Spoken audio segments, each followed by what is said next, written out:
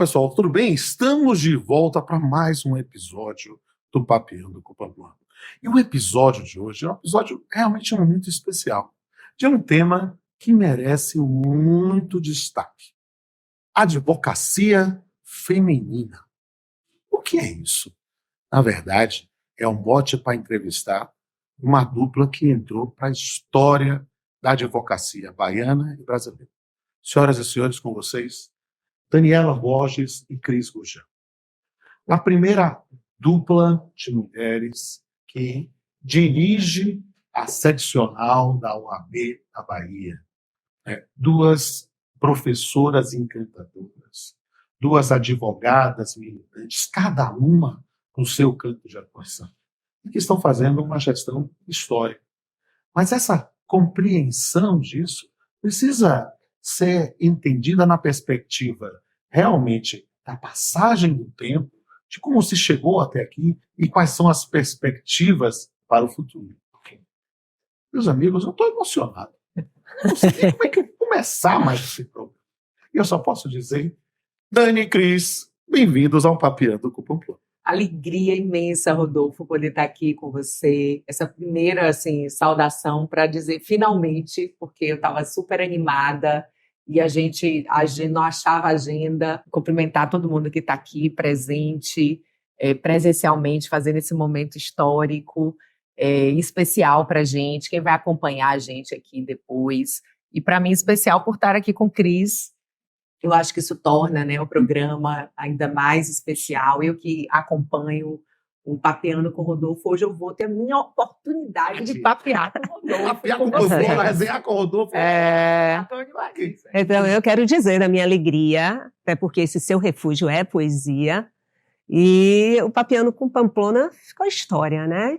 Baiano e baiana da gema raiz conhece o Papeando com Pamplona. Então, enfim, aqui estamos, ao lado da minha queridíssima aqui. Estou muito feliz porque cada uma de vocês poderia ser uma entrevistada separada, individual do Papeando. Vocês têm muita história para contar. Mais do que isso, tem muita cultura jurídica para ensinar, seja no campo tributário, no campo trabalhista, ou seja, dois campos distintos. Eu podia pegar um tema de alguém mais fazer, mas eu disse não. Eu quero entrevistar as duas, eu sou guloso. Porque, na verdade, vocês, minhas queridas, vocês entraram para a história. E minha primeira pergunta, vamos papear? Vamos papear. Vamos papear mesmo, porque eu fiquei emocionado, fiquei com vontade de ficar nesse momento assim, de mostrar minha profunda admiração. Cris é minha colega de magistério na Unifax. Conheço o Cris há mais tempo do que a gente possa confessar. É minha colega na UFBA, foi minha colega na Unifax. Eu não sei se eu posso dizer, mas ela foi minha colega de boxe, sabia? Né? Ela fazia balé e boxe. Dani, você não me contou isso, querida? A gente tem que bater algumas coisas em suspense. Tem uma pergunta sobre isso? Eu podia fazer alguma coisa sobre isso. Mas eu disse, a gente, vamos papear. E vamos papear sobre realmente o mote dessa reunião de vocês aqui, né? Vocês são a primeira dupla de mulheres que comanda na cabeça a Ordem dos Advogados da Bahia, do Brasil, a seccional da Bahia, né? E são, sem sombra de dúvida, não tenho dados do Brasil, né? Vocês me digam isso. Vocês já tinham consciência, ou têm consciência, de que nós não estamos contando história, nós somos testemunhas da história, e que vocês entraram para a história? Sim, com certeza a gente tem essa compreensão e clareza, né? Assim, 91 anos, a OAB da Bahia nunca tinha tido uma mulher presidente. E o Brasil nunca tinha tido uma seccional com duas mulheres, com uma presidente e vice-presidente. Então a gente entra para a história não só da OAB da Bahia, mas para a história das OABs do Brasil, porque a primeira vez... Imagine, a gente precisou de 90, porque a OAB da Bahia é um pouquinho mais nova que a OAB Brasil, né? Então a gente precisou de 92 anos de OAB no Brasil para que a gente tivesse uma seccional com presidente e vice-presidente mulheres, enquanto sempre foi comum presidente e vice-presidente homens. Né? Mas, ao mesmo tempo, eu acho que é importante a gente perceber que isso é parte de uma construção. Então, assim, eu acho que a gente faz história Isso é um marco histórico, mas isso é resultado de uma caminhada, de uma construção. De muitas mulheres que marcaram essa história. A gente fala hoje, né, da importância de Esperança Garcia, a primeira eu gostaria de ouvir você mulher... justamente um pouco sobre essa história das mulheres da OAB da Bahia e da OAB do Brasil. Já lança a segunda pergunta. A primeira mulher negra, inclusive advogada, reconhecida recentemente. Ela foi uma advogada, ela na verdade uma escravizada, uma mulher escravizada. Ela peticiona para o governador pedindo a liberdade. É uma petição, né? Em todos os requisitos de uma petição, e exercendo o que tem de mais genuíno na advocacia, né? Que é ali o pleito da liberdade, da dignidade humana. E ela foi recentemente reconhecida como a primeira advogada do Brasil, uma mulher negra, Mirtes de Campos, a primeira advogada Ilta Lili, que a gente resgatou aqui da Bahia, e tantas advogadas que a gente não tem no visível, mas que caminharam para que a gente pudesse estar aqui hoje. Eu acho que é importante a gente fazer esse registro, sabe, Rodolfo, porque no final das contas é um marco, mas é um marco dentro disso. E já que você fez a outra pergunta, eu sei que Cris também tem outras coisas para dizer, mas assim, eu destaco muito que para mim o mais simbólico dessa chegada é compreender que nós não chegamos só. Nós somos 3 mulheres na diretoria, temos ainda Esmeralda Oliveira, nós somos maioria na diretoria. Os homens são cotas. Os homens são a cota. A gente tem 2 homens para garantir, né, porque a gente gosta também, a gente não quer... A gente quer os homens participando, essas são importantes. Né? Essa então, forcinha ele.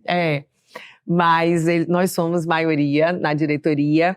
E assim, na Bahia, nós fomos vanguarda nessa caminhada, né? Eu acho que a Bahia, ela tem isso, assim, de ser vanguarda. Eu fico pensando assim, como a gente tem mulheres em espaços aqui na área jurídica, a gente tem muito, né, tribunais, enfim, a OAB, enfim, várias referências. É predominantemente feminino. Exato. Mas a Academia de Letras Jurídicas é presidida por uma mulher, eu tive a honra de passar, eu fui presidente 6 anos da academia, eu fiz questão de que terminasse meu mandato e fosse sucedido, não por uma, mas por 2 mulheres. Eu acompanhei. Presidente e vice-presidente, professora auxiliadora Minaí, professora Mônica Guiar, que já foram entrevistadas aqui do Papiano. Então, ver a ocupação dos espaços pelas mulheres, para mim, que sou muito mais velho do que vocês, é algo sensacional, sabe? Porque faz com que a gente compreenda aquele direito que eu vivi como estudante ou como recém-formado, ver o perfil dos tribunais, das universidades, do profissional do direito. Eu falo isso em minha sala de aula, vejo como o direito se tornou um curso feminino e tem que se tornar cada vez mais um curso feminista. Né? Eu costumo dizer que ser feminista hoje, eu sei que não existe um feminismo, né? Existem diversas correntes de feminismo. Fizemos um episódio do Papiano sobre feminismos com a Ana Luísa Sabadell, e existem diversas correntes, mas as correntes mais ampliativas, né? Ser feminista, para mim, é uma questão de direitos humanos. Eu acho que todo homem que não se reconhece como feminista na perspectiva ampla é alguém que vai ter um discurso absolutamente retrógrado. Então, eu tenho uma honra enorme de tê-las como líderes associativas aqui e ser contemporâneo dessa marca histórica. Pois é, como o Dani disse, Rodolfo, primeiro a gente não tem que ter constrangimento.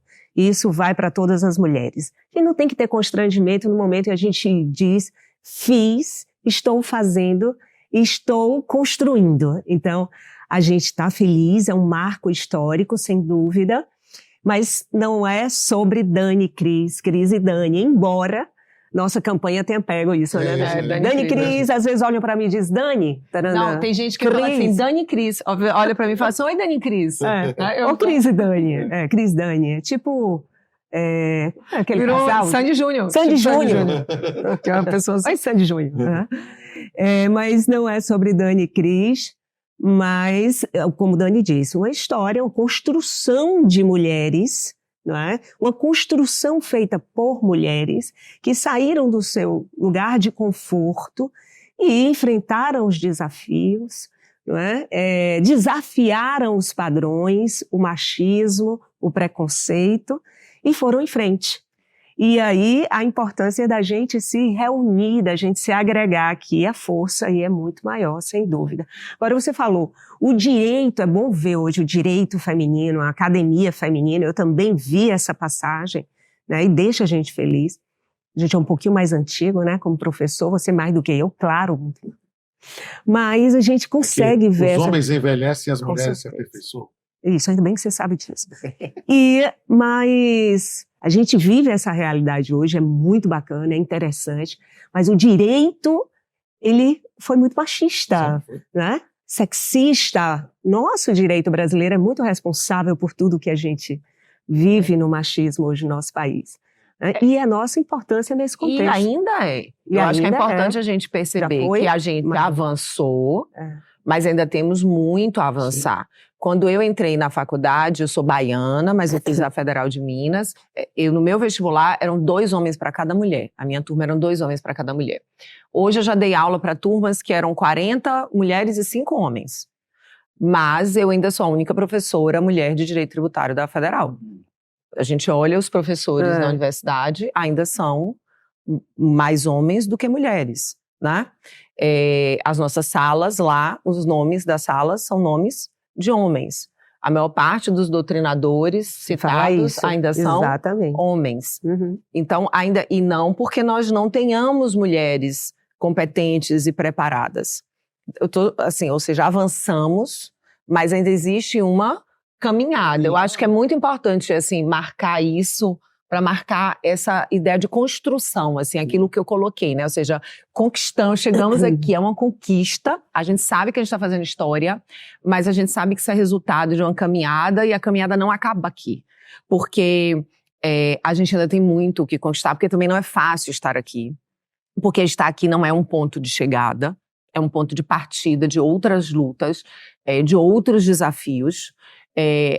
A Bahia, a gente teve a paridade de gênero aqui no Conselho antes de ser obrigatório, porque hoje é obrigatório em todos os estados, no Conselho, que a gente tem diretoria e tem um conselho, né?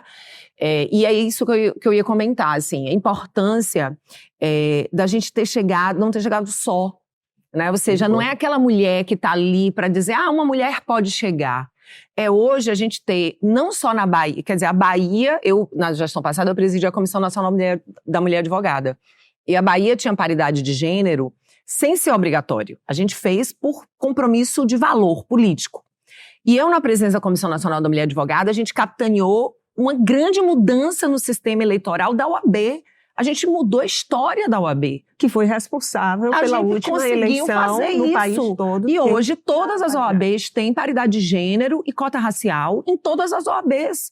E veja que a gente está aqui falando do CNJ mudando as normas de promoção de magistrados para ter paridade de gênero. A OAB naquele momento, e eu disse isso na época como presidente, porque capitaneei aquele processo de alteração política, a gente se tornou farol. Porque quando você tem uma instituição apontando, aquilo vai gerando efeito em cascata, e hoje estamos aí vendo essa mudança na magistratura, e as outras instituições vão se inspirando e vai produzindo. Então, eu acho que esse é o desafio, sabe, Rodolfo? A gente está aqui entendendo que ainda existem muitos desafios, porque o Brasil ainda é o 5º país do mundo com o maior número de feminicídios, né? E tudo isso está ligado, né? Eu abro todos os dias o site de jornais ali na internet e eu vejo mulheres morrendo, né? Assim, então, tudo isso está conectado, porque nunca é sobre mulheres contra homens versus homens. É sobre mulheres e homens numa sociedade com mais igualdade, uma sociedade melhor para todo mundo. E as mulheres nos espaços de poder não é para serem mulheres contra homens. É para que a gente possa pensar juntos e pensar melhor uma construção de espaços melhores para todo mundo. E uma advocacia, aí falando da OAB, mais inclusiva para todo mundo. Acho que é isso. Isso é sensacional. Eu vejo isso em vários espaços. Vocês têm um lugar de fala na OAB, né? Nós temos um lugar de fala nas universidades. Eu capitaneei, estou capitaneando um grupo de pesquisa especificamente sobre as mulheres no corpo docente efetivo lá da UFBA. A Dani é entrevistada nisso aqui, temos aqui, o pessoal vai pegar ela aqui hoje, sem sombra de dúvida. Esse episódio, inclusive, a gente grava com muita antecedência, viu, gente? Esse episódio vai ser um episódio de Natal. Isso vai ser o encerramento da nona temporada, né? Então, o pessoal que está vendo agora, está vendo já em dezembro, né? A gente está gravando com antecedência porque eu queria deixar esse presente, né, para a sociedade baiana e brasileira, né, da luta dessas duas mulheres. Mas eu quero falar dessa luta, sabe? E eu quero direcionar a pergunta primeiro para a Cris, para puxar para a Dani, né? Porque aí, ao lado trabalhista, mais justo, a gente fala, como na área trabalhista, muito de dupla jornada, tripla jornada. Como é que é ser mulher, mãe, advogada e líder associativo? Olha, meu amigo, são escolhas, né? Eu acho que essa ideia de que a mulher, ela nasce para diversas atividades, a mulher consegue ser a mãe, a profissional, a que cria o filho, a isso.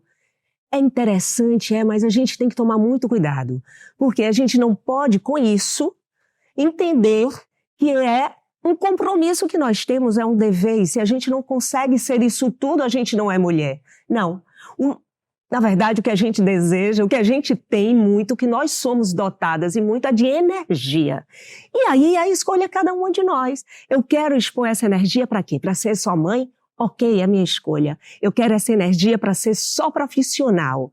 O resto para mim é secundário, minha escolha, né? Então, ser mãe, ser uma profissional, ser advogada, ser professora, ser isso, escolhas de Cris, não é? Que podem não ser as escolhas de Edmile, as escolhas de Cláudia, e eu acho que a gente tem que começar a desconstruir essa ideia de que todas nós nascemos com esse pacote pronto de que sabemos fazer tudo, de forma nenhuma, até porque essa ideia não pode afastar o compromisso de igualdade que o parceiro tem que ter conosco, não é? Então, ele também, seja homem ou mulher, todos nós, por questão de escolha, podemos ser o profissional, o pai, a mãe, não é? A professora, a advogada, o que quer que seja. Então, acho que é por aí. Eu acho que eu vivo um pouco disso. Isso. Eu gosto de fazer um pouco de tudo. Mas eu queria fazer, no corte epistemológico da nossa, essa minha ideia de professor de metodologia, eu botei o nome do episódio de Advocacia Feminina. E eu queria ouvir de vocês. É possível se falar de uma advocacia feminina propriamente dita? Eu digo assim, começar, viu, Dani? De vocês. É Cris e Dani Cris. Você fala e complementa. Ela elogiou tão bonitinho assim para ver se eu... Pra gente poder compartilhar o papo. Eu digo assim, hoje a advocacia no Brasil, aqui na Bahia, metade é feminina e a outra metade são filhos e filhas delas, né? Das mulheres. Porque a mulher, ela é o centro e deveria estar no centro sempre. Então, essa é uma realidade. Entretanto, Rodolfo, nos escritórios de advocacia, o que a gente tem hoje é um cenário que não é bacana, porque a maioria, e aí é majoritário mesmo, quem está na ponta como sócio é o homem, é o advogado homem. Poucos escritórios de advocacia com mulheres na sociedade, ou com mulheres capitaneando o escritório. Então, essa é uma realidade que a gente não pode deixar também de observar, incentivar, né? E... Hoje, mais de 50% dos advogados inscritos na OAB são mulheres. É numérico. Em números no Brasil, na Bahia. E entre os advogados com até 5 anos de inscritos, que é o nosso conceito de jovem advogado, é aquele que tem até 5 anos de inscrito, 64% são mulheres. Então, quando a gente pensa, né, na dimensão assim, de quem são as mulheres, não tem dúvida. Assim, nós estamos cada vez mais presentes no exercício da profissão. E essa jovem advocacia vindo, realmente, a gente observa nas solenidades de chegada das novas advogadas. São muito mais mulheres que homens.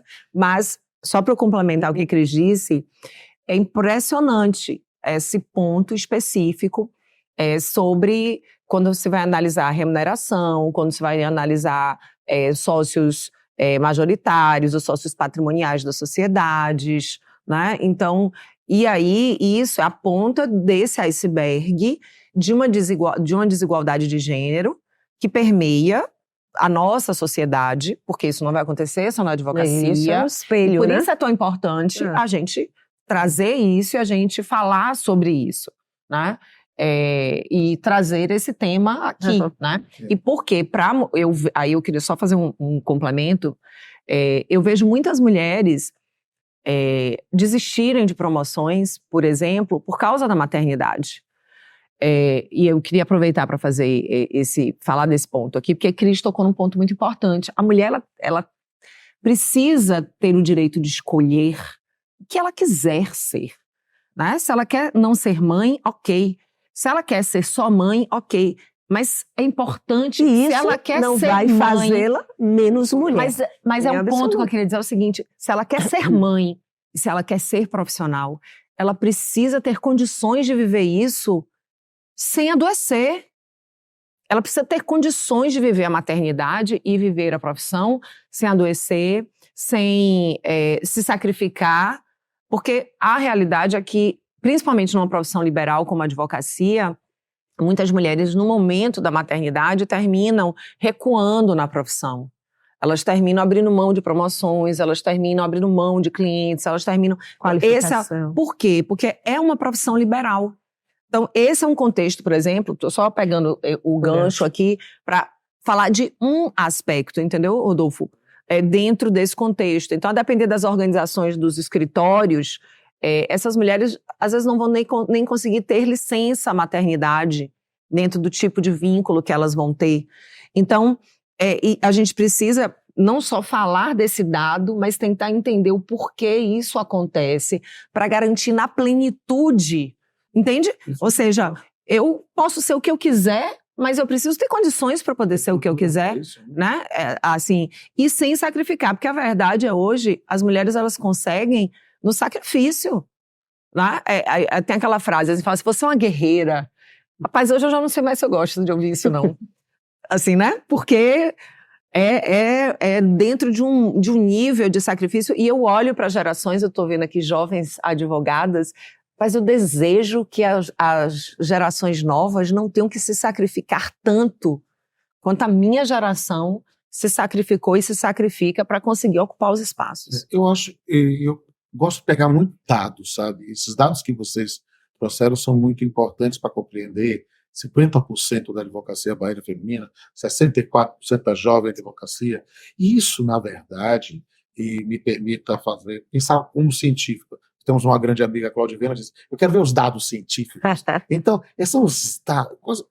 Isso traz uma compreensão, e eu digo um alento, uma esperança, sabe? Porque quando a gente passa gerações em preparação de jovens profissionais, né, da advocacia, da magistratura, do Ministério Público, nós nos permitimos compreender e fazer uma comparação com o passado, né? E eu digo assim, sem nenhuma exortação para diminuir a luta. A luta tem que continuar. A batalha é constante. A guerreira não vai morrer. Mas o que é preciso entender é que, até mesmo numericamente, eu tenho grande esperança mesmo de uma mudança no perfil. Porque a partir do momento em que a advocacia se torna predominantemente uma atividade exercida por mulheres, cada vez mais, me permita exercitar um dom da profecia que eu não tenho. E esse programa vai entrar no ar, está entrando no ar, né? Eu estou falando para a posteridade, em dezembro de 2023. Talvez 10 anos depois ele ser revisto, talvez a sociedade já ter mudado, sabe? Porque a gente vai continuar lutando. Uhum. E pensando nessas jovens meninas, nós estamos com uma plateia predominantemente feminina aqui hoje, né? Pensando nessas jovens meninas que olham para vocês como uma inspiração, né? Qual a mensagem que vocês passariam? Tem um monte de gente que quer perguntar aqui e eu tenho que encerrar esse primeiro bloco. Aí eu queria que vocês dissessem qual mensagem vocês gostariam de deixar para as jovens advogadas que se inspiram em vocês. Se uma mulher sozinha já é forte, vocês imaginem a força de mulheres unidas. Então, vocês não estão sozinhas. E vocês podem estar muito unidas. Então, se agreguem, se reúnem e a gente consegue compreender a força que a gente tem quando a gente se une. Vou tentar resumir. Eu cresci ouvindo duas frases, assim, e vai pegar um pouco o que Cris disse, né? Minha mãe, meu pai sempre dizia assim, minha filha, você pode, tudo que você quer, você pode. Eu cresci ouvindo isso. Isso é bem masculino, né? Porque o homem, o que ele quer, ele pode, né? E minha mãe dizia assim, minha filha, nem tudo que a gente quer, a gente pode. O que é também bem feminino, porque a mulher, ela sabe a dor do que é querer e não poder, né? E eu acho que a vida, no final das contas, assim, tem um pouco a ver com o que Cris disse. Porque, de fato, a gente não pode tudo o que a gente quer sozinho. Mas quando a gente se une, a gente consegue tornar possível, né? Tudo que a gente sonha. Eu acho que a história da gente na OAB aqui é um pouco isso, assim, essa história das mulheres chegando, pegando isso. Do coletivo. Do coletivo. Agora, eu acho que do ponto de vista, assim, profissional, a gente tem que confiar muito na gente. Porque tem uma pesquisa nos Estados Unidos muito marcante, assim, crianças até 6 anos foram pesquisadas e 42% responderam que se sentiam menos inteligentes que os meninos. Meninas até 6 anos de idade. 42% diziam que se sentiam menos inteligentes que os meninos. Ninguém disse isso a elas. Mas, ao mesmo tempo, tudo disse isso a elas. Filmes, referências. Então, a verdade é que nós, mulheres, crescemos com uma série de coisas que vão nos dizendo que nós não podemos. Exatamente. Então, a gente precisa todos os dias olhar no espelho e dizer, a gente pode. Porque esse é um desafio gigantesco que a gente enfrenta todos os dias, porque a gente vive nessa cultura. Não tem jeito, nós somos filhos do nosso tempo. E a gente precisa da nossa contribuição para que os nossos filhos possam viver num outro tempo. Eu acho que a palavra, para encerrar, é união e inspiração. Não. Vocês são inspiradoras. E tem uma galera aqui que está doida para perguntar. Daqui a pouco eu te conto. Olá, me chamo Edmile Santos e gostaria de saber como combater o machismo estrutural no mundo do direito. Ed, tem uma frase de Angela Davis que ela diz mais ou menos assim: é preciso que a gente haja diariamente, como se fosse possível mudar radicalmente o mundo. Isso a gente tem que fazer todo dia. O machismo aqui, estrutural no mundo do direito, ele tem um reflexo do machismo estrutural geral da própria sociedade. Então não é diferente. E aí nós temos que agir diariamente nas nossas pequenas ações. Nós erramos, nós temos marcas do machismo, todas nós, todos e todas nós. Viu ali que aquilo é ou não é machista? Deixa eu dar um passo atrás. Desde essas pequenas ações até a gente se agregando, se doando a projetos, a ideias contra o machismo, em defesa da igualdade, do respeito ao gênero. Eu vou contar uma história bem rapidinho, só para dar um exemplo. Eu nunca contei para minha filha as histórias de conto de fadas como se conta. Tudo bem, se você quer contar à sua filha que Branca de Neve esperou o príncipe para um beijinho e ela ser feliz, e Cinderela só foi feliz para sempre depois do príncipe. Não! Branca de Neve queria ser uma grande dentista. Já Cinderela, a paixão dela era ser professora. Minha filha nunca conheceu o final das histórias como sendo o príncipe, o salvador da felicidade das princesas. E qual é o reflexo disso? Parece uma coisa pequenininha, mas são os nossos atos diários. Eis que ela cresceu e na adolescência eu vejo minha filha contando para a priminha dela menor a história. Ela não estava vendo que eu estava espiando. E ela contando a história exatamente como eu contava para ela. E é isso que a pequena pergunta, Giovana, minha filha, você está contando errado. A Cinderela esperou o príncipe. Cadê o príncipe? Ela disse, olha, Quem faz a história é você. O príncipe é apenas um grande parceiro. Ele chega na hora que ele tiver que chegar e na hora que ela quer que ele chegue. Então, aquilo para mim foi um reflexo de que, de fato, a gente tem e a gente pode, no nosso trabalho diário, como se fosse possível mudar radicalmente o mundo, a gente agir. Né? De uma forma micro, mas de uma forma macro também. Eu queria só complementar uma coisa, porque eu vi aqui os olhos brilhando de alguns homens e dizer que os homens também têm uma importância decisiva na mudança. Nós, mulheres, não temos dúvida, somos as protagonistas das mudanças. Mas nós não teríamos uma sociedade com igualdade de gênero se os homens não se fizerem aliados nessa caminhada. Porque a mudança, ela tem que vir de todo mundo. Porque é uma mudança compartilhada. Então, a gente precisa... E na tranquilidade, né, Dani, de entender que nós podemos sim deslizar, nós termos atos, palavras machistas, erramos, mas podemos voltar, podemos consertar, entende?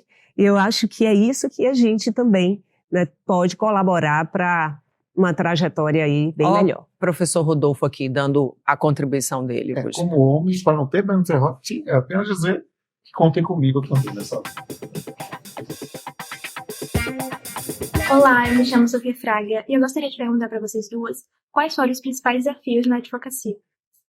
Sofia, querida, os nossos desafios na advocacia são os desafios de todas as mulheres em geral.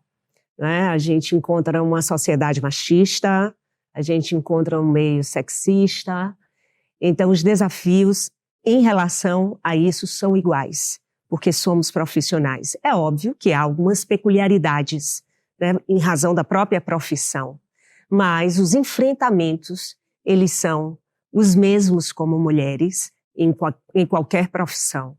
Embora aqui haja, né, falando da advocacia em si, você compatibilizar os desafios, a falta de rotina da advocacia, não é? Sempre a dinâmica da advocacia, que requer de você mais tempo, mais rapidez, mais dedicação. Esse é um grande desafio. Mas tem um, que eu vou revelar aqui para vocês, que foi bem específico para mim, que me provocava a todo instante, era de saber reconhecer. Eu comecei a advogar muito jovem, com 21 anos de idade. Eu me formei com 21, no dia seguinte eu estava na mesa de audiência, com o Rodolfo, já juiz do trabalho, e eu sentadinha lá fazendo audiência. Então, para mim foi um grande desafio, não é? Porque eu estava diante de um mundo já organizado ali na justiça, e eu chego novinha. E aí vem a revelação. Algumas situações que colocaram sempre em xeque me provocaram de desconfiar da minha própria capacidade, porque eu não sabia se aquelas provocações, aquelas ofertas de trabalho eram por conta da minha qualificação como pessoa ou por força de um mundo machista, por importunações, e isso me machucou e foi um pouco difícil, porque você passa um tempo em dúvida e aí você desconfia da sua própria capacidade.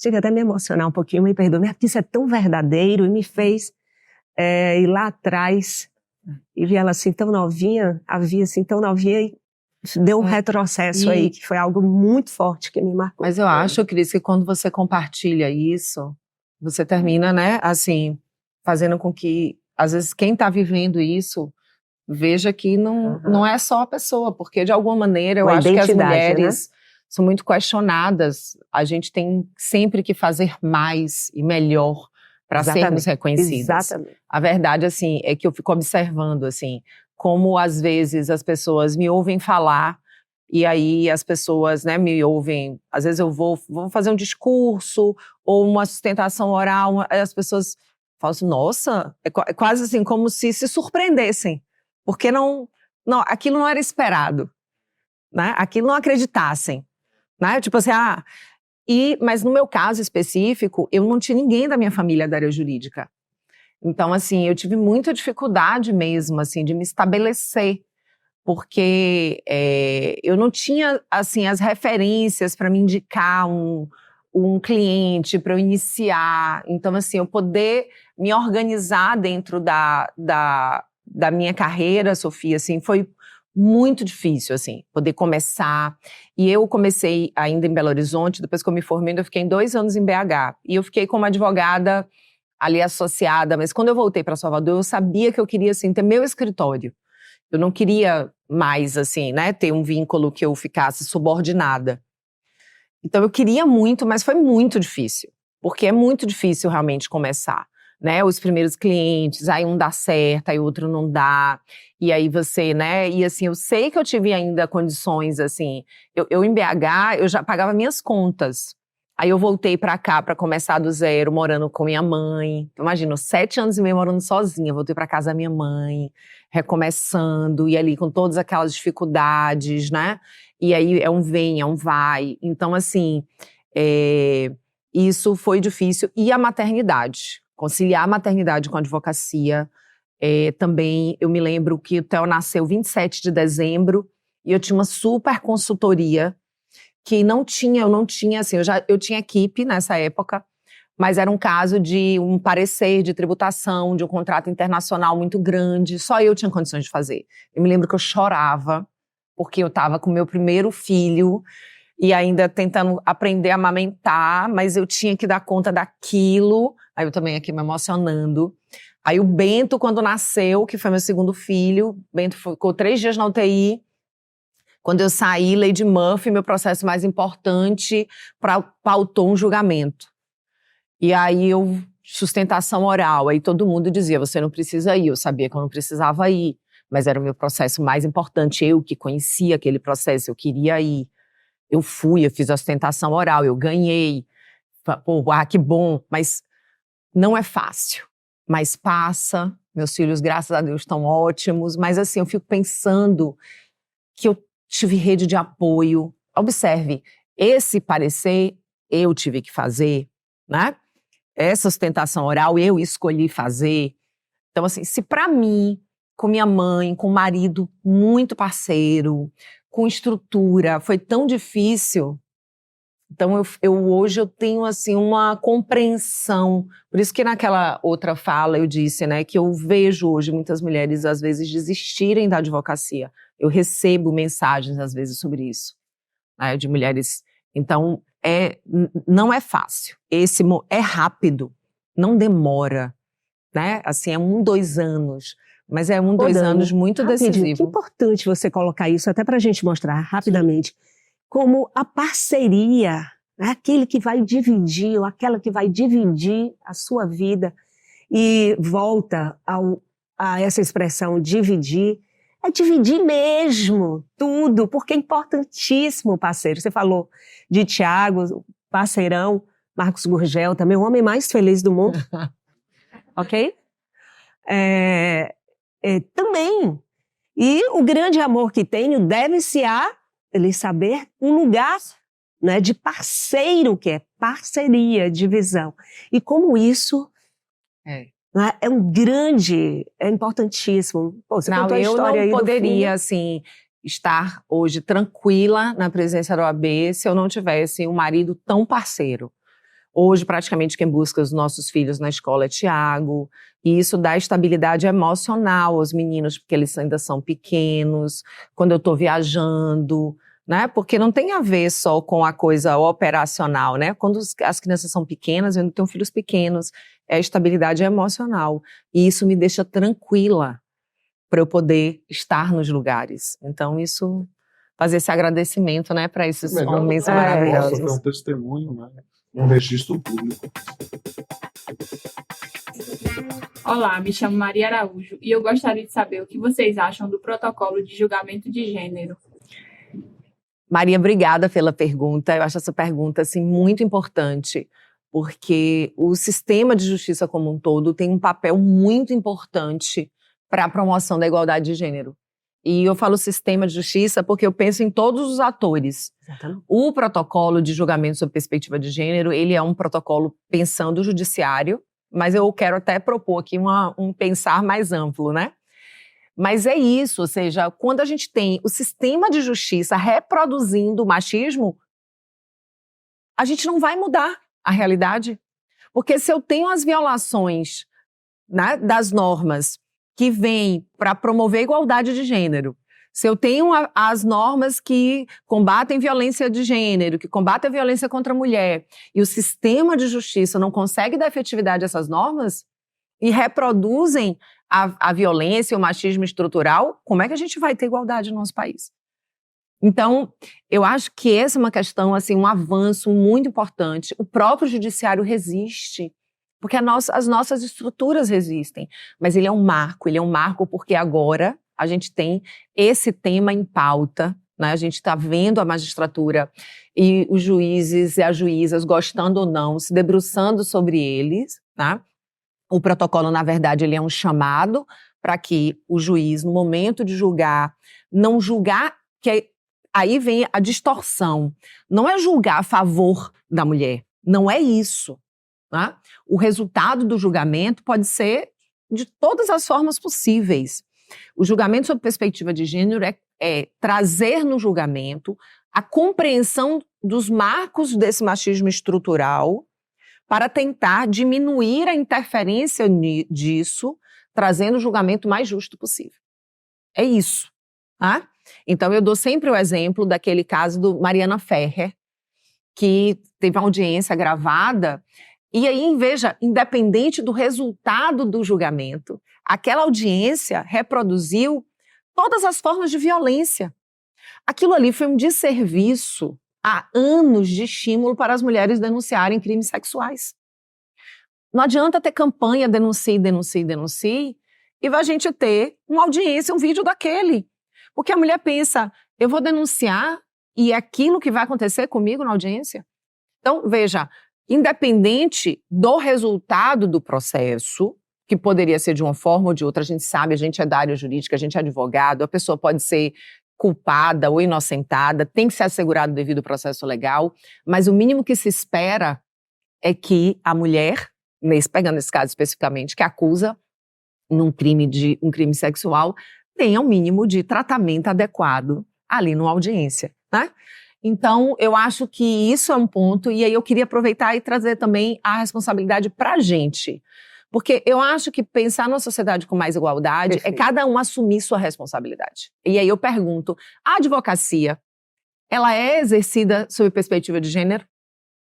Porque a advocacia, ela usa muitas teses, que são teses que reproduzem violência de gênero. Área criminal, eu não sou criminalista, eu sei que os criminalistas, se estiverem acompanhando a gente, não vão gostar de ouvir o que eu vou dizer, mas eu vou dizer.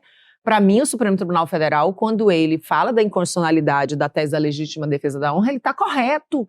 Não existe honra na morte de uma mulher. A advocacia pode ser melhor que isso.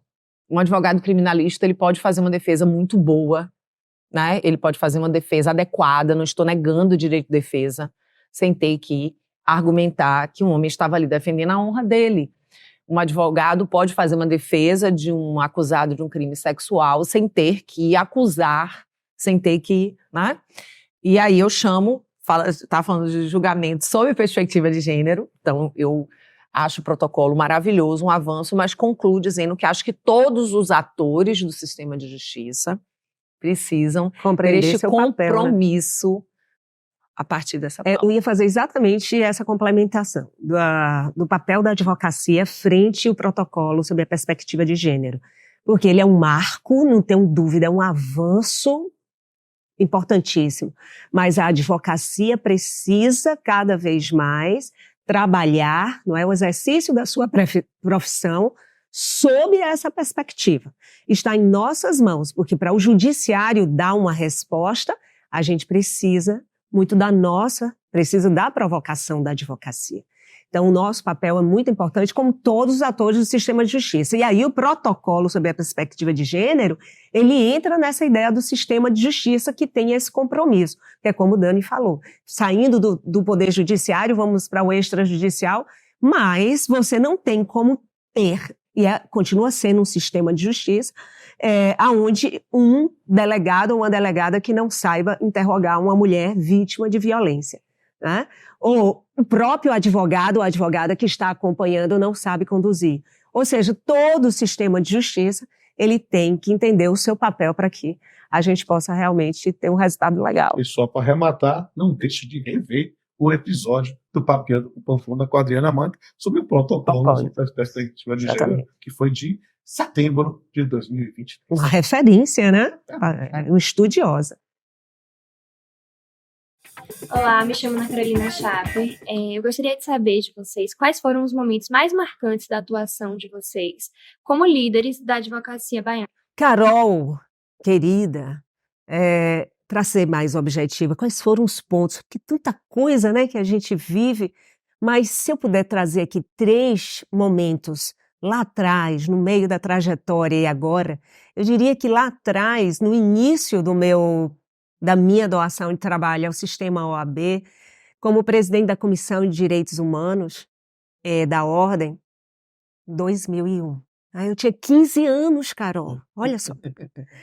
Em 2001, eu estava como presidente da Comissão de Direitos Humanos e para mostrar também a vocês, quanto o nosso sistema é importante, enquanto a nossa instituição é grande, lá atrás, eu assinei uma petição para a Comissão Interamericana de Direitos Humanos, como presidente da Comissão de Direitos Humanos da OAB Bahia, no caso da explosão da fábrica de fogos clandestina de Santo Antônio de Jesus, aonde resultou em 64 mortes.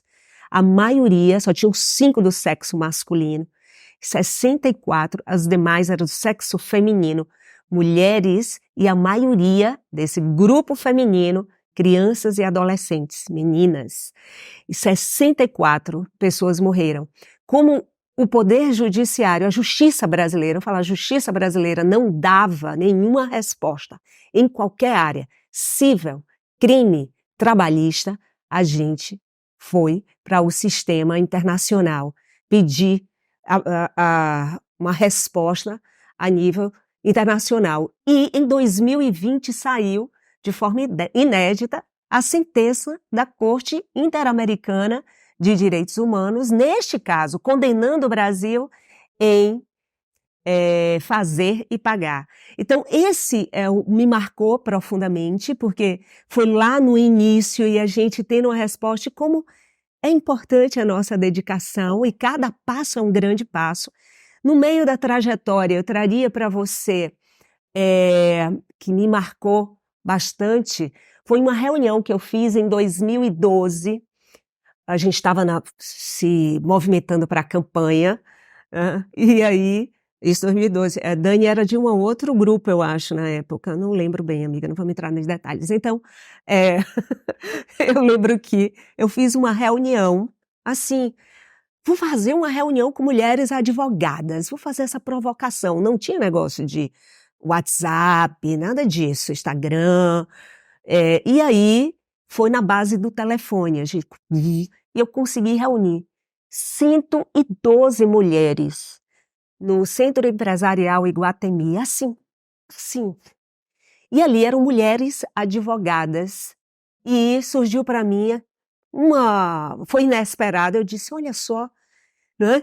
Que anseios são esses? Eu não tinha ideia dos anseios daquelas mulheres, e ao ouvi-las, eu aprendi muito ali, e a importância de estarmos unidas, de agregarmos.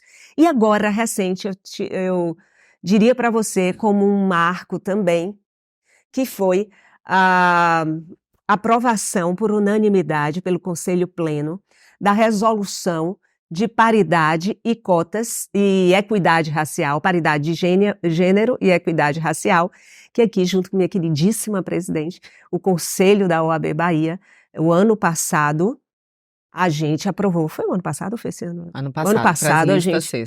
Para a lista sextupla dos tribunais na Bahia. Então, que a OAB da Bahia apresenta, né? Que a OAB Bahia apresenta. A lista sextupla, no caso do 5º Constitucional, a gente tem que apresentar uma lista sextupla para o tribunal, e a nossa resolução, então, foi aprovada para que existisse a paridade de gênero.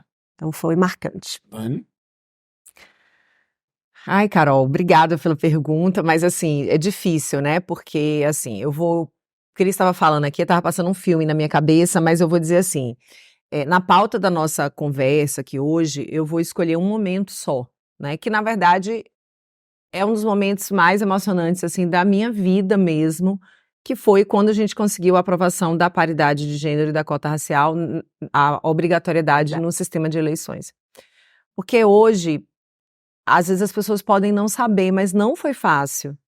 Porque nós tínhamos 27 presidentes homens. Todas as seccionais eram presididas por homens. Nossa. E quase não foi aprovada, porque havia muita resistência. A gente teve que trabalhar muito politicamente. A gente teve que fazer uma grande articulação política, movimentar muito as mulheres. Deu empate, a gente quase perdeu. Então, assim, foi muito difícil a votação, a primeira votação, que foi uma votação que nós mulheres, nós éramos só 4 mulheres com voz, mas sem voto, uma sessão que não era transmitida.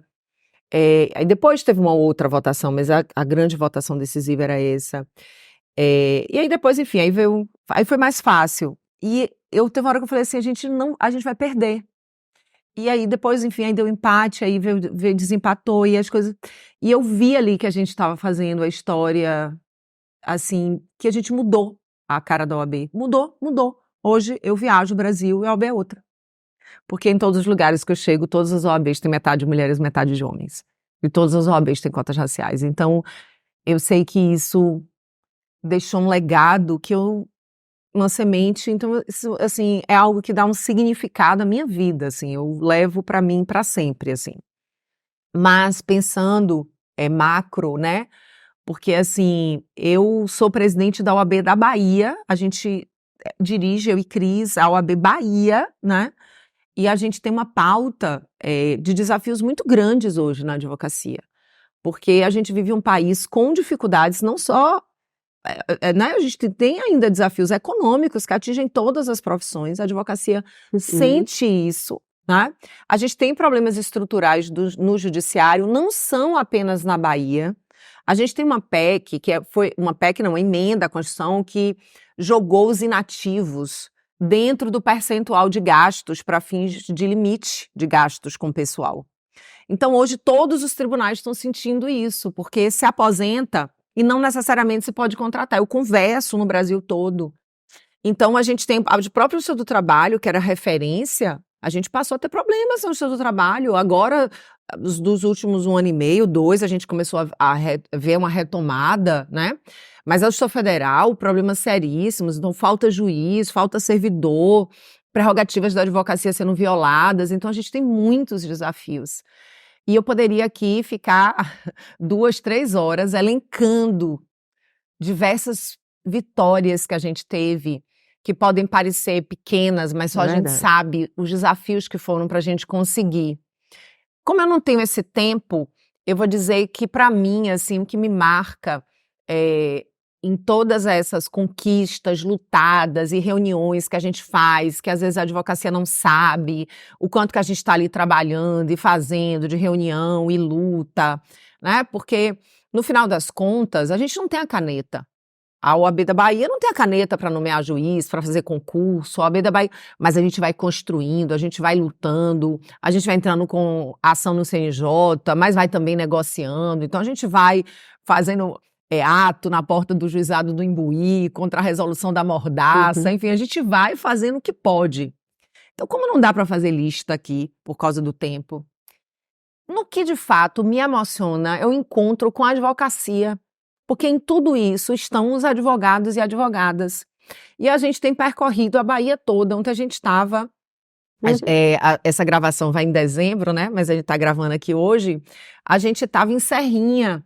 A gente chegou 3 horas da manhã de Serrinha. E a gente se encontra, né? Com essa advocacia na Bahia toda. A gente falou OAB por toda a Bahia, porque é o OAB da Bahia, não é só de Salvador. E isso é algo que, para mim, dá sentido. Porque, no final das contas, é isso, né? É uma OAB que busca fortalecer a advocacia, a advogado, o advogado. Então, todo esse trabalho é para isso. Então, isso é algo que me marca sempre, né? Assim, os abraços, né? E eu sei que todo esse trabalho que a gente faz, ele tem isso como propósito, como resultado. Então, ele dá sentido. Por mais que a gente trabalhe exaustivamente. Entregar a carteira. A cerimônia que mais me emociona é cerimônia de chegada, porque a gente vai acabar com esse nome de entrega de carteira. Porque todo mundo chegava, vim receber minha carteirinha. E eu digo sempre, não é receber carteira. É a chegada de novas advogadas e advogados. O né? ingresso. O ingresso. Enfim, então, até me emocionei aqui. Mas só uma coisa interessante, Dani falou aqui. A gente trabalha, mas a gente se diverte, né, Cris? diverte. Meia-noite a gente estava em Serrinha, que a gente foi institucionalmente ontem para Serrinha. E aí, meia-noite a gente estava decidindo, não foi, Dani? Volta agora, pega a estrada agora, ou dorme aqui e volta amanhã de manhã. Não foi isso? Aí a gente falou, não vamos correr o risco de Não atrasar. Aí a gente chegou aqui 3 da manhã em Salvador para estar aqui hoje. Olha só, Rodolfo. Mas assim, terminar também, eu quero fazer esse registro assim, que é um grande trabalho coletivo também. A gente tem uma diretoria, Esmeralda Oliveira, Hermes Hilarião, Birajara Ávila, um conselho e trabalho voluntário. Muita gente não sabe, mas todas as pessoas que ocupam cargos na OAB, de diretoria, de conselho, de comissões, são voluntários. Claro, a OAB tem um quadro de servidores, mas quem ocupa, né, diretoria, comissões, é um trabalho voluntário, não remunerado. E aí, assim, fazer esse registro de agradecimento, porque a gente só pode fazer tanto porque somos muitos. E as pessoas dizem assim, mas Daniela, você não acha que deveria ser remunerado um dia desses? Não, foi o financeiro lá, me mandaram o meu boleto da anuidade. Aí falou assim, mas até a anuidade você paga? Foi pago. Aí a pessoa diz assim, mas você acha isso certo? Ser voluntário? Eu acho. Porque eu acho que é também disso que vem o que nos agrega, que é esse compromisso. Exato. Eu acho que, mais do que tudo que vocês falaram, e eu deixei ficar absolutamente solto, por quê? Porque eu senti a necessidade de ouvi-las, sabe? As mulheres foram muito tempo caladas, e hoje vocês comandam, e vocês precisam ter espaço para ter, e para que a sua voz seja ouvida. Então, eu preciso arrematar o programa simplesmente porque a gente tem que gravar outros ainda. E a gente tem aqui, na verdade, um momento maravilhoso de um testemunho da história. A gente não está contando história, nós estamos vivendo a história. Vocês fazem parte da construção da história. Então, para registrar essa história, me permita fazer aqui nosso brinde final, caneca aqui, olha, estilizada, né? Muito bem. Amém. Viva! Viva! As Viva a mulheres. advocacia. E meus amigos e minhas amigas, vamos encerrar esse episódio sobre a advocacia feminina também com mais uma manifestação poética da interface do direito e da arte. Até a próxima. Advocacia feminina. Com coragem e inteligência, empenhadas em garantir a equidade, lutam pelo direito com eficiência, com sua sabedoria e sensibilidade. Na tribuna, brilham com eloquência, com argumentos precisos e profundos, mostrando ao mundo sua competência, em cada momento, em cada segundo. Elas quebram barreiras e preconceitos, com sua força e perseverança. Inspiram outras mulheres a outros feitos e a buscar a igualdade com esperança. E assim a advocacia feminina desponta, com amor pela profissão e tenacidade, em que sua voz poderosa aponta o caminho da justiça para a sociedade. Até a próxima.